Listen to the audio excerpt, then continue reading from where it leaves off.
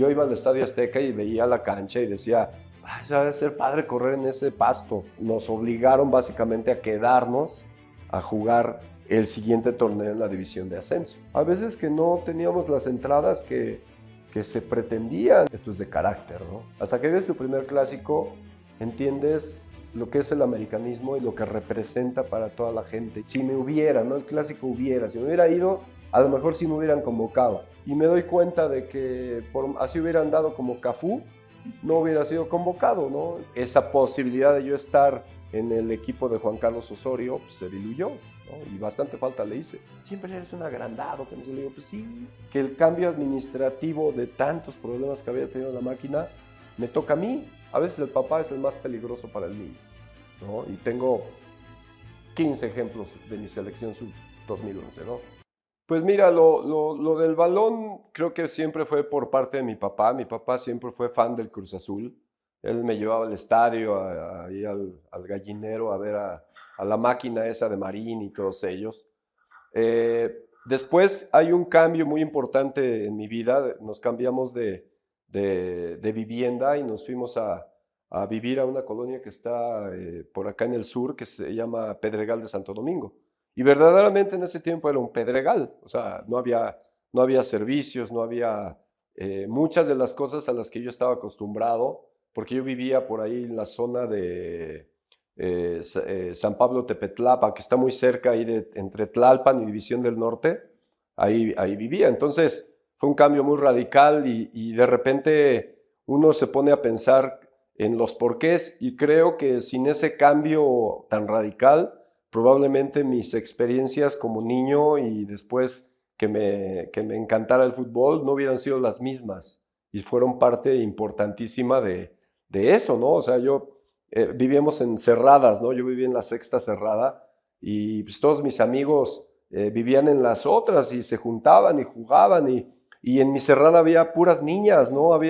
Estaba Tere, Maribel, Pilar, Irma, todas estas niñas, Beatriz, y siempre me invitaban a jugar. Entonces, cuando ya yo me integro a los compañeros de las otras cerradas, me decían, no, pues es que siempre te veíamos con ellas, ¿no? Y por eso no te invitábamos. Entonces, ya después se dio todo ese proceso de amigos, hicimos equipos, jugábamos todos los sábados las cascaritas ahí de retadoras de 3 contra 3, de refresco, y se fue dando esa parte, ¿no? Vamos, yo creo que uno nunca sabe estrictamente, hoy ya es diferente, en ese tiempo yo no había pensado en algún punto de mi vida, yo iba al Estadio Azteca y veía la cancha y decía, ay, se debe ser padre correr en ese pasto, era mi único pensamiento, lo tengo así súper clarito.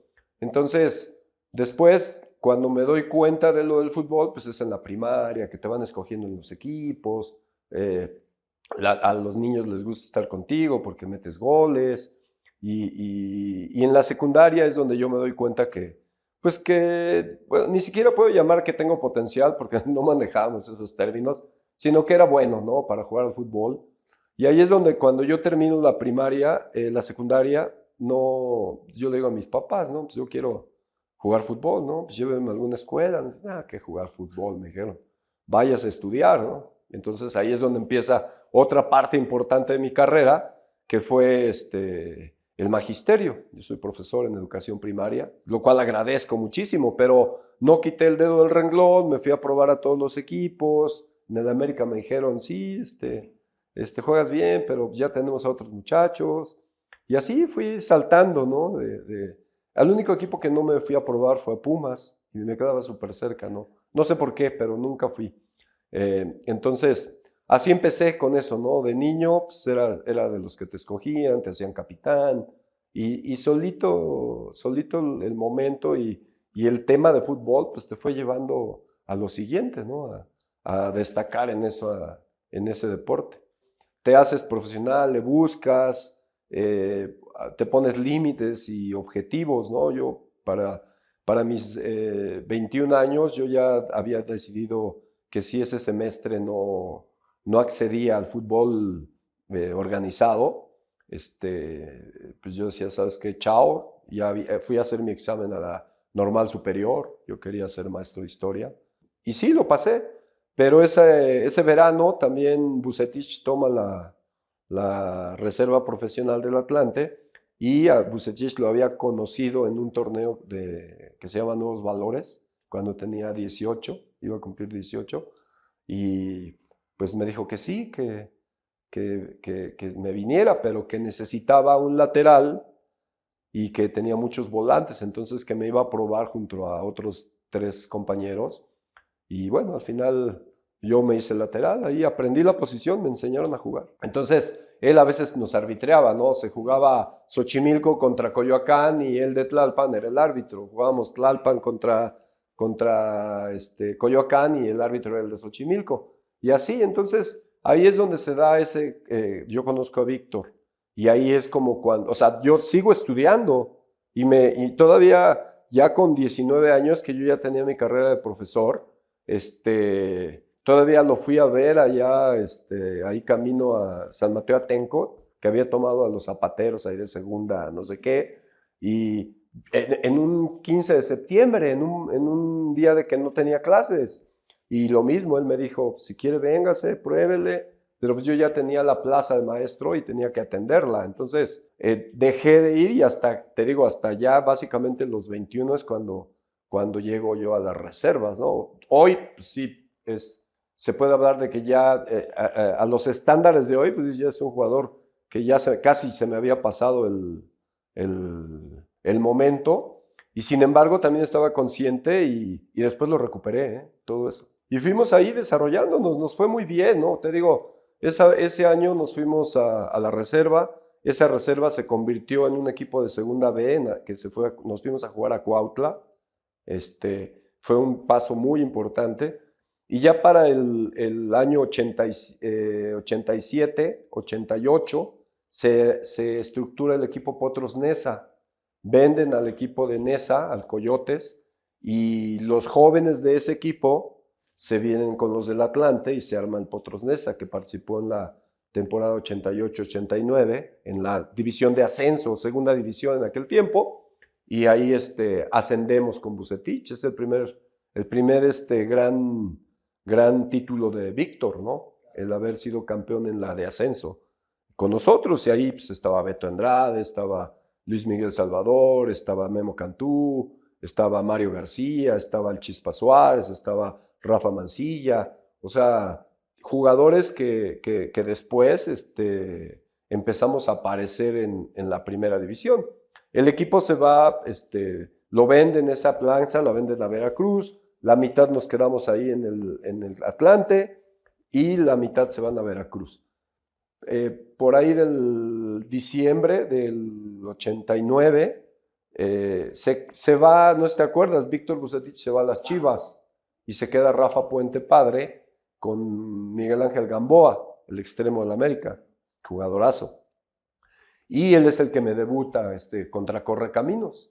Perdemos 3-1 ese partido, fui el error de la semana, o sea, sí, sí, sí, entonces, claro, sí, fue complicado ese año porque pues ahí empecé yo a veces a jugar de central, a veces jugaba de central, y fue complicado, entonces el equipo desciende, y entonces siempre hay situaciones que pasan en los equipos de primera división, que cuando un equipo desciende, los que pagan el precio son o los jóvenes o los más veteranos, ¿no? Entonces, nosotros como jóvenes, pues nos obligaron básicamente a quedarnos a jugar el siguiente torneo en la división de ascenso.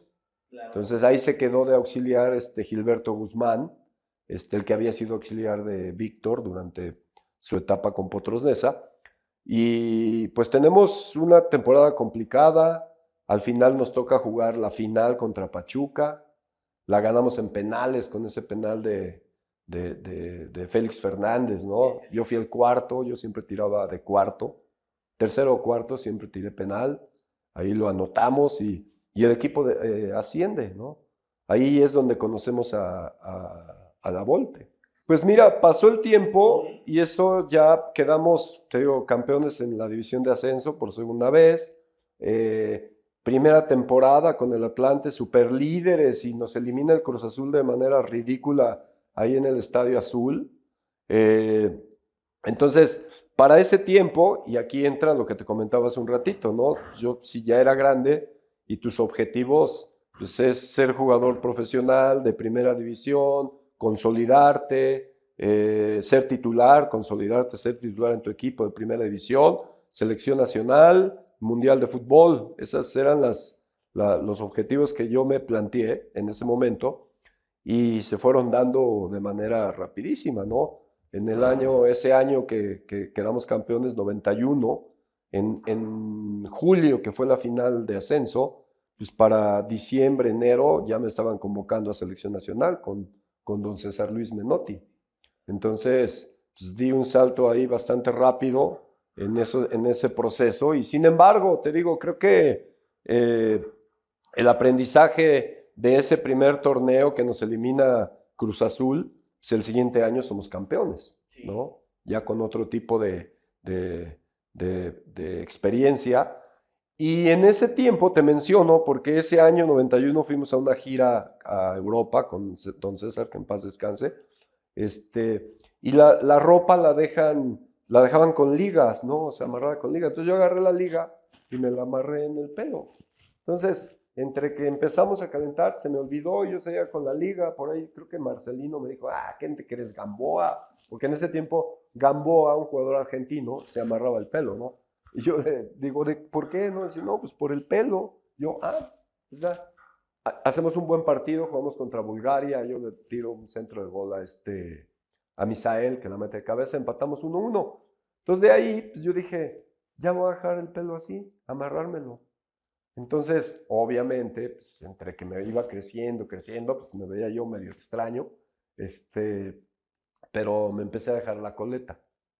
Y de ahí viene, pues yo creo que a partir de ese año 92, por ahí 93, que ya sabes, el querido perro, que todo el mundo nos bautizaba, pues a mí me puso el pote. El conocimiento, al final siempre hay dos vías para uno, ¿no? Y si tienes una buena actitud o una mala actitud. Si tienes una buena actitud, pues tienes posibilidades de desarrollarte. Si tienes una mala actitud, todo está mal y nada está bien. Tienes un entrenador con una psicología inversa muy compleja, muy dura, pero te puedo decir, alguna vez cuando él dirigía a Toluca, yo estaba todavía en América, le pregunté, oye Ricardo, ¿no crees que tú acabaste, ¿no? Mataste a muchas carreras de algunos de mis compañeros? Y se empezó a reír, ¿no? Dice, pelotudo. Dice, ¿y a ti por qué no te maté? ¿No? Y le digo, pues no, bueno, pero no, esto es de carácter, ¿no? O sea, sí y no.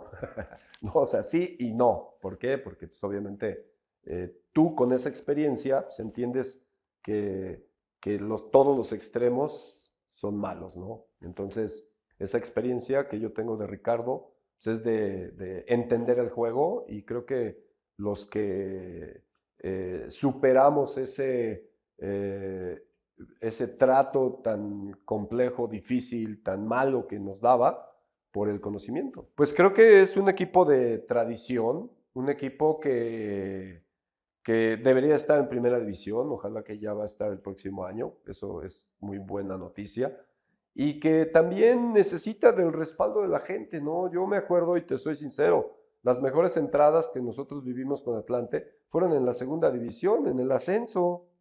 Cuando estábamos en primera división, a veces que no teníamos las entradas que se pretendían. Entonces también es complicado. ¿Por qué? Pues porque el que la gente vaya representa muchísimo también en cuestión económica para los equipos. Entonces, ojalá que ese regreso del Atlante pues, se vea reflejado también en la tribuna, porque hay que decirlo, o sea, la gente a veces no va. En ese tiempo nos estábamos preparando para el Mundial 94, que al final me convocan para ir al Mundial. Hicimos unos 15 o 20 días en el Club América. Entonces ahí se me acerca una persona que en ese momento yo no sabía quién era y me dice, oye, yo estoy trabajando para el equipo y estamos pensando en que tú puedes ser parte de este proyecto, no sé qué. Y pues, en tu entendimiento, tú sabes que Panchito Hernández, que en paz descanse, pues tenía el dominio del América, ¿no? Entonces, si yo no veo a Panchito invitándome, pues yo digo, ¿este güey quién es? ¿No? Y resultó que este personaje era Giuseppe Rubolota. el tipo que trajo a Leo, el tipo que trajo a todos, a François, a Kalu, entonces a toda esa generación de jugadores africanos europeos que vinieron, ¿no? Entonces, pues yo le dije, sí, no hay problema, vamos, nada más que ahorita pues no te puedo decir nada, o sea, cuando termine el mundial va a haber un draft y si tú gustas, pues ahí seguimos hablando. Órale. Nos elimina Bulgaria y vamos, regreso acá a México y pues yo creo que fue así como que un lunes, después se iba a hacer el draft y me habló por teléfono a la casa y me dijo que, que si seguía en pie la idea. Yo dije, pues por supuesto. Entonces, pues ya como a las 4 o 5 horas me dijo, preséntese mañana en las oficinas del club, aquí en Coapa. Entonces, pues te digo, se dio de una manera muy rápida y efectiva. Cuando llegué, y me acuerdo perfecto como el Gallo García me decía, no, Potro, es que aquí es otra cosa, ¿no? Y yo en mi cabeza decía, pues sí que juegan con una pelota cuadrada, o juegan con 2 balones, o qué pasa, ¿no? Pero no lo entiendes hasta que vives tu primer clásico. Hasta que vives tu primer clásico, entiendes lo que es el americanismo y lo que representa para toda la gente y eso te hace más responsable, ¿no? Y te hace de alguna manera ir viéndolo desde el punto de vista que decía el querido Gallo, ¿no? O sea, es un equipo que levanta expectativas diferentes, es un equipo en el que hoy la gente se burla de que dicen que tiene un ADN ganador, pero es la verdad. O sea, son instituciones que no quedas campeón y es fracaso. Y son instituciones responsables que también asumen ese fracaso, ¿no? No le echan la culpa a los de acá ni a los de allá. Y eso de alguna manera me encantó. O sea, como al final he sido un tipo que toda la vida he trabajado por lo que me encanta, pues me sentí muy identificado con eso, ¿no? Entonces, el profesionalismo primero, ¿no? Y después el cariño. Conforme avanza el tiempo, tu profesionalismo se transforma en cariño por la institución. El plan final de juego era, bueno, retirarme en Atlante, ¿no? Salgo del América, voy al Atlante, resulta que en el Atlante no nos va bien, resulta que después llega el señor Lapuente, que en paz descanse también, que tampoco me quería porque era gente de Toño García o no sé qué, cosas extra fútbol, y entonces dije, bueno, pues ya no me retiré en el Atlante, entonces me vuelve a contratar el América 2 años más y pues empecé a jugar con don Alfio Basile, empecé a jugar, o sea, fue una temporada compleja el paso del América al Atlante porque me acababan de operar del cartílago y no tenía pretemporada, fue una temporada que yo decía, no, es que ya estoy viejo, ya no puedo, o sea, y lo que me hacía falta era pretemporada, ¿no? Entonces en América logro retomar un ritmo futbolístico y de nuevo, ¿no? Entonces vuelve a llegar el señor Lapuente y las expectativas se fueron para otro lado, ¿no? Entonces ya tampoco me retiré en el América, que fue otro de los equipos representativos. Y finalmente, bueno, se abrió la posibilidad en León, ¿no? Entonces, pues fui medio año a León y era un equipo que tiene una gran afición, o sea, de las cosas que más recuerdo ahí es la afición, el estadio, todo eso, ¿no? Y bueno, desgraciadamente ese año no nos va bien, era la tercera mala temporada de León y el equipo desciende, ¿no? Yo me quiero quedar ahí porque de alguna manera, sin ser mi responsabilidad, dije, pues hay que ayudar a que el equipo regrese, ¿no? Y no se dio, no se dio. Y es cuando yo regreso a la Ciudad de México, atiendo asuntos personales que en ese momento acontecían en mi vida y después decido ya decir, ¿sabes qué? Chao, ¿no? Ya. No, estoy muy tranquilo con eso porque coincidió también con lo de mi lesión mi operación de cartílago. Yo siempre fui un jugador que pues digo, además de la ubicación y lo que representaba yo para la organización de un equipo en la cancha, pues dependía mucho de mi velocidad, de mi rapidez y ya estaba dando ciertas ventajas. Entonces, creo que cuando llegas a ese punto tienes que ser muy honesto contigo mismo y también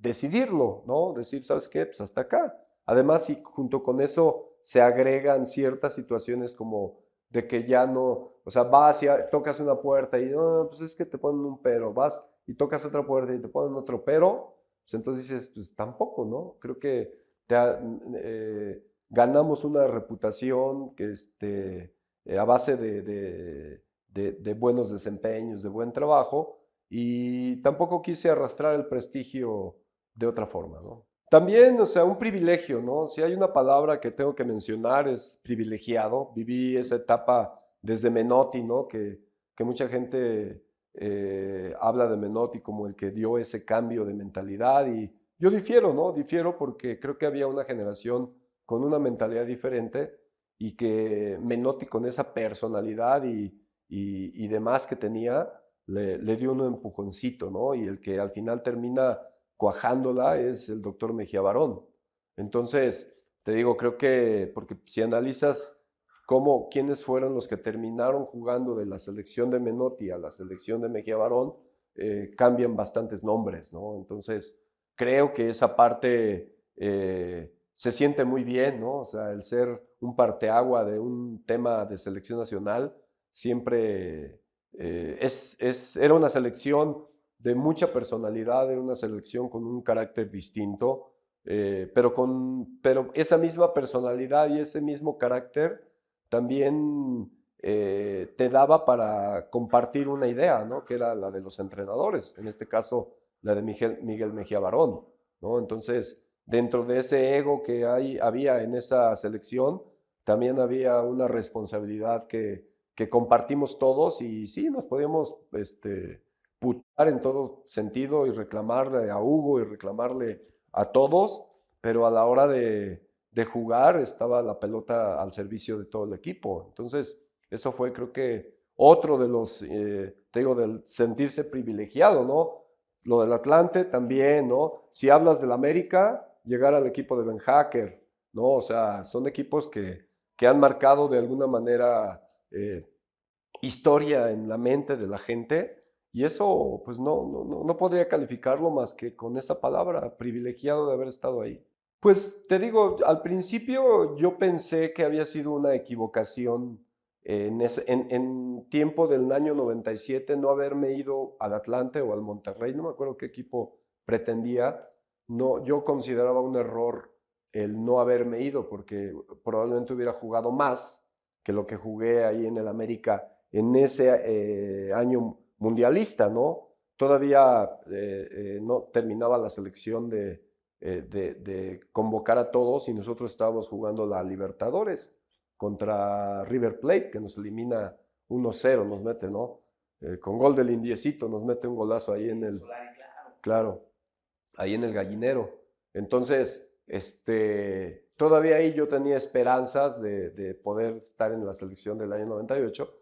Y evidentemente, bueno, pues pasaron 3 años después y yo conozco al entrenador de esa selección del año 98 y me doy cuenta de que así hubieran dado como Cafú, no hubiera sido convocado, ¿no? Entonces, al final, el darme cuenta de eso simplemente fue más como una paz mental, porque pues, esto es así, o sea, te pueden convocar, ¿no? Te pueden convocar para una selección o para un mundial o no te pueden convocar y tampoco hay gran lío, ¿no? Creo que todo queda para uno. Te digo, yo en ese momento, yo dije, hijo, es que si me hubiera, ¿no? El clásico hubiera, si me hubiera ido, a lo mejor sí me hubieran convocado. Pero pasa el tiempo y tienes 2 experiencias con ese entrenador mundialista que sabes que sí, no me metía ni con la reserva, imagínate, en Atlante y en América, pues obviamente jamás en la vida me iba a convocar para ese Mundial del 98, siendo que era yo muy competitivo todavía. Mira, yo soy de los convencidos también de que los entrenadores pues, tenemos historias diferentes, ¿no? Y cada uno la va forjando pues acorde a sus ideas, acorde a los momentos, ¿no? Y yo nunca fui a pedir chamba ni al Atlante, ni al América, ni al León como entrenador, ¿no? Te digo, pero es porque así fue mi camino, ¿no? Al final lo tienes como considerado, pero cuando ya tomas una ruta, que la mía fue en la UPAEP de la Universidad de Puebla, y la tomas adecuada, ¿no? ¿Por qué? Porque pues, sí es fútbol universitario, pero ese proceso que yo hubiera vivido en fuerzas básicas, lo viví ahí con otro tipo de libertad, con una posibilidad de experimentar entrenamientos, formaciones y de manera muy responsable. Digo, pues fui campeón universitario Conde, CONADEIP, fui entrenador universitario en la Universidad Mundial de Turquía. O sea, ahí al final esos resultados pues te dan la razón de que fue lo correcto. Después entro a Morelia en segunda, Tigres Mochis, y en Correcaminos hasta ahí. A partir de ahí llego a selecciones, ¿no? Ahí en el 2000, ¿qué fue? El 2006, sí, 2006, después de que fueron campeones mundiales, la primera vez, me habló Memo Cantú y me dijo, oye, pues quiero integrarte acá y no sé qué. Y yo, pues, oh, pues, claro, le digo, platiquemos, ¿no? Mañana te hablo, ¿no? Y yo, háblame mañana. Pues eso fue el 2006. Che, llamada la recibí en el 2009. Entonces me habla y me dice, no, oye, Potro, se acaba de ir Chucho al América, mira, quiero poder acá, ya tengo equipos, no sé qué, quiero platicar contigo. Le digo, esta es la llamada del 2006, le digo, te tardas un poquito, ¿no? No, ya ves, me reúno con Memo. En ese tiempo mi vida personal era compleja y lo que yo quería era estar cerca de mis hijos que vivían aquí en México. Ya llevaba yo mucho tiempo fuera. Bueno, mucho tiempo, pero ya llevaba tiempo fuera. Pues realmente mi decisión de venir a selecciones se basó en estar cerca de mis hijos, ¿no? Entonces, cuando a mí me dice, Memo, ¿quieres? Estoy pensando para la sub-15, pues yo dije, no, ¿y por qué la sub-15? O sea, dame la 17 o dame la 20 y no, es que ya tienen entrenadores y yo cuestionando, ¿y por qué ellos? ¿Y por qué? Ya ves, siempre eres un agrandado, que no se le digo, pues sí. Dice, mira, si andas bien en esta sub-15, si andas bien, a lo mejor la diriges y es la que va a jugar el 2011 el Mundial. Y ya, bueno, eso fue un punto importante para que dijera, pues, órale.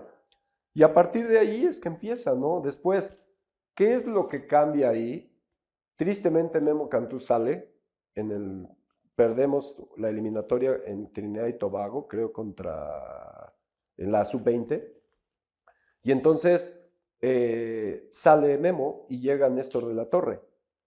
Y él, pues, yo cuando llego a selecciones, pues tú esperabas algo diferente, ¿no? Yo llegué preguntando, si a mí me dan la sub-15, yo le pregunto oiga, ¿cómo quedaron campeones mundiales? Y nadie me dijo nada, nadie, no había ningún documento que te dijera, hicimos esto, hicimos aquello. Entonces yo dije, wow, no es posible. Entonces, yo empiezo a hacer un proyecto y después llega Néstor, ¿no? Entonces yo empiezo a ver lo que quiere hacer Néstor, veo mi proyecto y digo, mira, no estoy tan tronco, ¿no? Porque eran algo parecido, crear departamentos de visoría, crear departamento de video, crear departamento médico. Entonces, cuando él establece todo eso, es donde se da el cambio importante en selecciones nacionales. ¿Qué sucede después?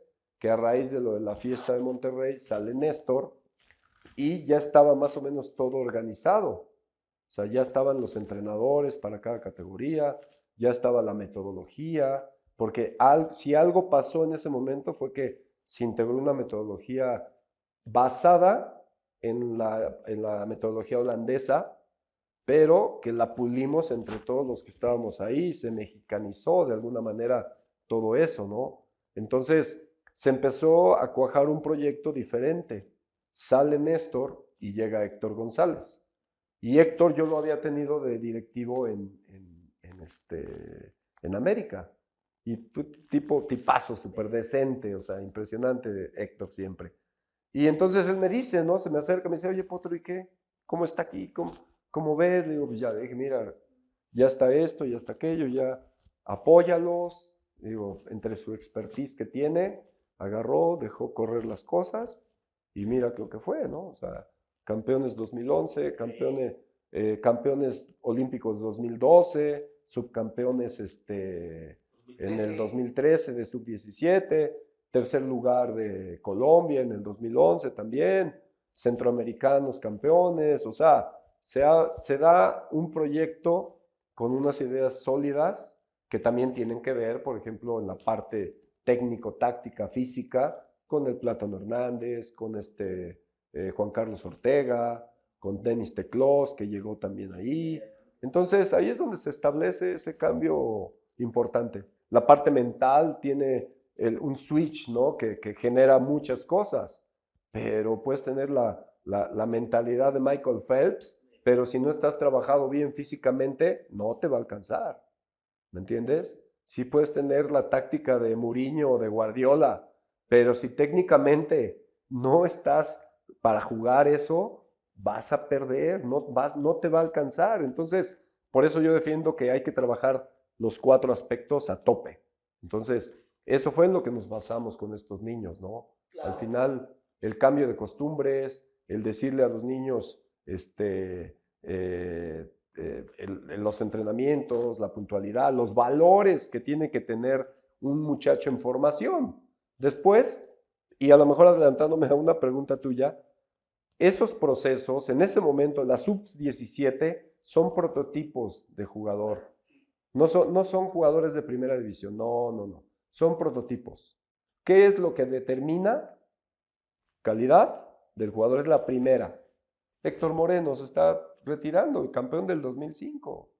Entonces, la calidad es lo que determina el primer valor para que un jugador de esos termine en primera. Ni siquiera estoy hablando de selección nacional. Entonces, después, los papás, el entorno. A veces el papá es el más peligroso para el niño, ¿no? Y tengo 15 ejemplos de mi selección sub-2011, ¿no? Después, las políticas de los clubes. Esas políticas, si no están acordes con las del entrenador, los entrenadores, a veces el jugador no llega. Gobea del 2013, cuando llegó a su club, le dijeron, no, ese hay que mandarlo a la segunda, en lugar de ponerlo en la 20.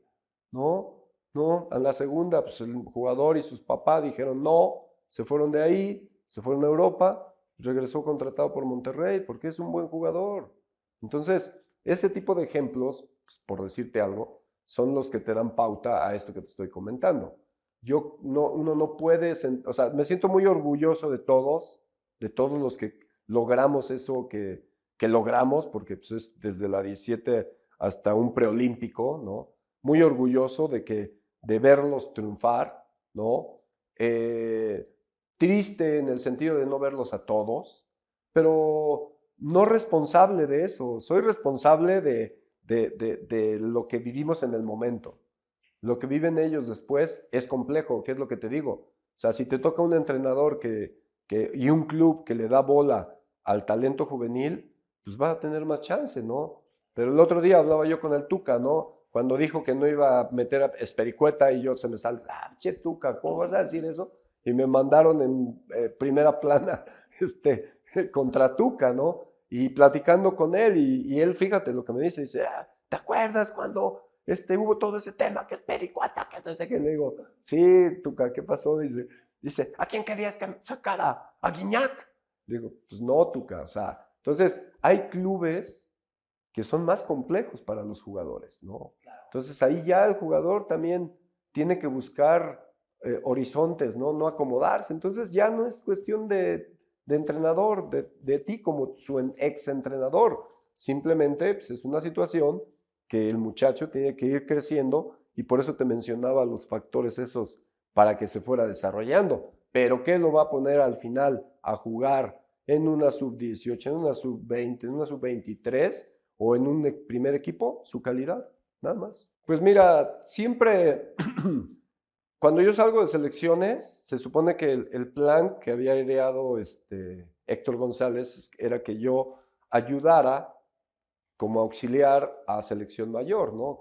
Que apoyara dentro de lo que el entrenador que estuviera quisiera o le fuera útil para eso, ¿no? Hay cambio de administración con totalmente otra idea. Entonces, esa posibilidad de yo estar en el equipo de Juan Carlos Osorio pues, se diluyó, ¿no? Y bastante falta le hice. Pero así es esta parte del fútbol, ¿no? Yo creo que te digo, los entrenadores van encontrando diferentes rutas y creo que un entrenador que he tenido toda esta experiencia, sí pienso en selección nacional mayor. ¿Qué pienso de La Volpe? Pues que cumplió un buen proceso, ¿no? ¿Qué pienso de Piojo? Que también hizo, creo que las cosas aceptables, dadas las circunstancias como se dio ese proyecto, ¿ves? De que primero estuvo Chepo, luego estuvo Víctor, Vucetich, y luego salió Víctor y entró, no, entró Miguel después de esa, entra Miguel, y qué bueno, ¿no? O sea, qué bueno, digo, desgraciadamente nos hemos quedado ahí, ¿no? Ya sea por situaciones personales o tácticas personales, como le pasó a La Volpe, tácticas como le pasó a Piojo contra Holanda. Entonces, pero el trabajo creo que ha sido bueno, ¿no? Pero ¿qué hace falta, no? Hace falta algo ahí para dar ese salto de calidad, una preparación diferente, yo veo. Yo espero que sí, espero que le dejen los microciclos a Javier, porque es lo que va a darle fortaleza al equipo. Eso es lo que le ha dado fortaleza históricamente. No somos Argentina, no somos Brasil, no somos Alemania, que tenemos toda la calidad individual a flor, ¿me entiendes? Entonces, ¿cómo se ha competido haciendo un buen equipo? Y aún así, te digo, o sea, el caso, no sé, de Ricardo. O sea, ese equipo juega muy bien y 3 segundos de distracción del Gonzo, la para de pecho Maxi y te la clava en el ángulo. Ah, bueno, hay que evitar esos 3 segundos de distracción, ¿no? El tema de Piojo, ¿no? La línea de 5, sí, la línea de 5 se le cansaron los carrileros y se empezó Holanda a integrar por adentro, de manera natural, por la manera en que juegan. Entonces, ¿qué pasó? Se te interiorizó por ahí, penal. Que si era o no era, es otra cosa, ¿no? Entonces, detalles, te digo, han sido a base de detalles todas estas eliminaciones y ¿qué hay que hacer? Bueno, tratar de preparar los equipos de manera diferente para evitar esos detalles. Si lo pones en el plano real, es un entrenador que no tiene experiencia. O sea, es un tipo que como jugador logró cosas importantísimas. A mí me tocó que nos saludara cuando empezábamos todo el proceso de preparar los equipos, cuando él todavía estaba en Barcelona, un tipazo, o sea, sin duda un referente, ¿no? Pero ser entrenador es otra cosa, ¿no? Eso no es como que... yo soy de los que soy un convencido de que a selecciones no vas a agarrar experiencia, vas a entregar resultados. Entonces, si vas con ese concepto de que vamos a agarrar experiencia y vamos a ver, pues tampoco va a pasar nada, ¿no? Entonces, creo que Rafa, si se rodea de gente que entienda esto que te estoy diciendo, de la responsabilidad que es y de todos los detalles que hay que manejar, o sea, tiene un buen maestro, que es el Vasco, ¿no? Tiene un buen maestro. Porque todo el mundo ahorita, ¿qué critica de Aguirre? No, pues es que ya es un entrenador, ¿cómo dicen acá?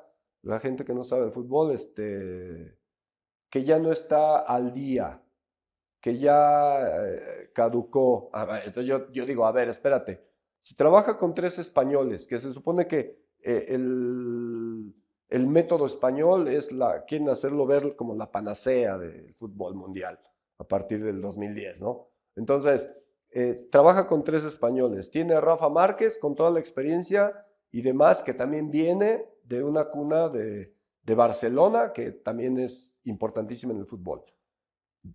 ¿Dónde está que no esté actualizado? Si tiene 4 tipos que están súper actualizados, ¿no? Entonces, te digo, a veces se me hace muy irresponsable las calificaciones que dan a los entrenadores, ¿no? Sobre todo mexicanos, que se me hace súper injusto, ¿no? A mí me hablan de cómo entrenan los españoles y yo pues, desde el 2010 entreno así.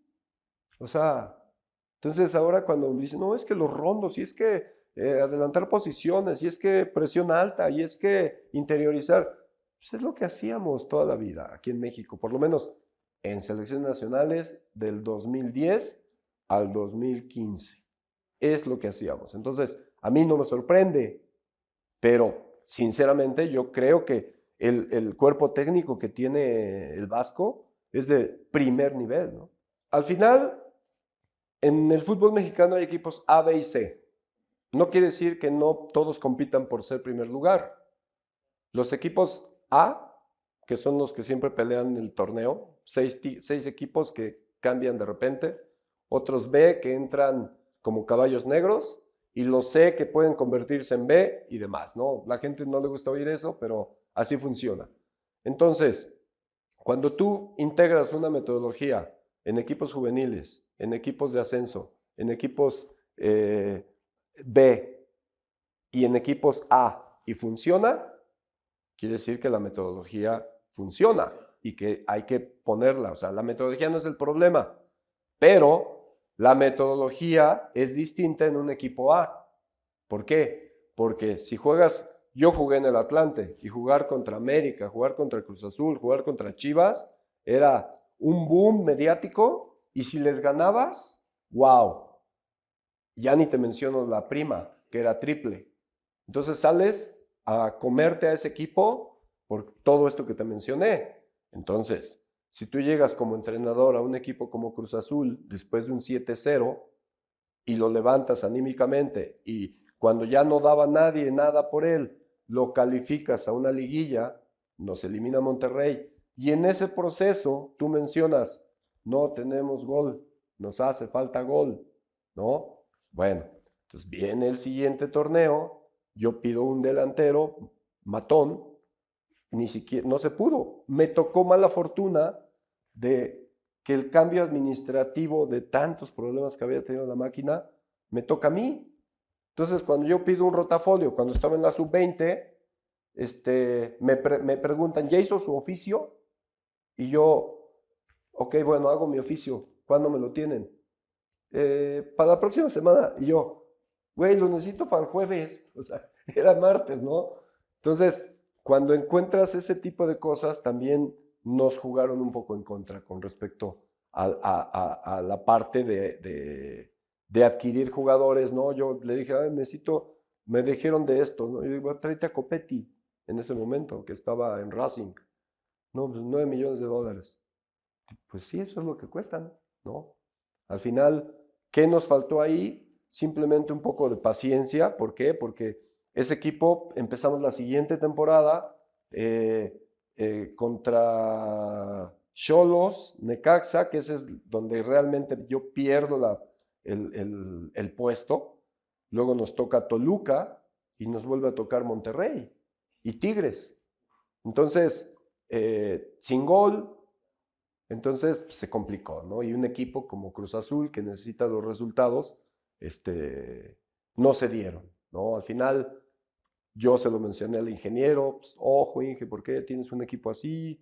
Ten cuidado a quién vas a traer, si dejas a este chavo, a Joaquín, está muy chavo, y al final, pues el tiempo me dio la razón, ¿no? El equipo nunca funcionó, ni con el querido Tuca, ni con Joaquín, hasta que llegó Anselmi, ¿no? Y con una inversión de 6, 7, 8 jugadores y demás, ¿no? Entonces, esa es mi experiencia en primera división, 5 meses. Claro. Y me quieren poner a la par de entrenadores que ya tuvieron su oportunidad en primera división, no se me hace justo. Cuestión de resultados, cuestión de manejo, o sea, te digo, creo que el tiempo, o sea, no es la misma oportunidad la que le dan a un jugador de consolidarse que a un jugador, extranjero que a un jugador mexicano y no te vayas tan cerca, vete lejos. Cuando Cardoso, el único lugar donde le dieron la oportunidad de consolidarse como se consolidó fue aquí en Toluca, ¿eh? En cualquier otro lugar del mundo lo hubieran sacado del club.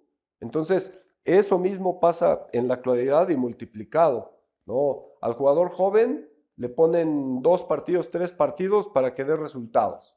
Al entrenador mexicano que puede pasarse 3, 4 meses y donde no vean muy bien, nos lo quitan. Creo que eso no nos va bien, ¿ves? Al entrenador mexicano. Y hay que seguir trabajando, pues al final, que te den esa oportunidad y demostrar que están equivocados, ¿no? Ay, el momento más importante.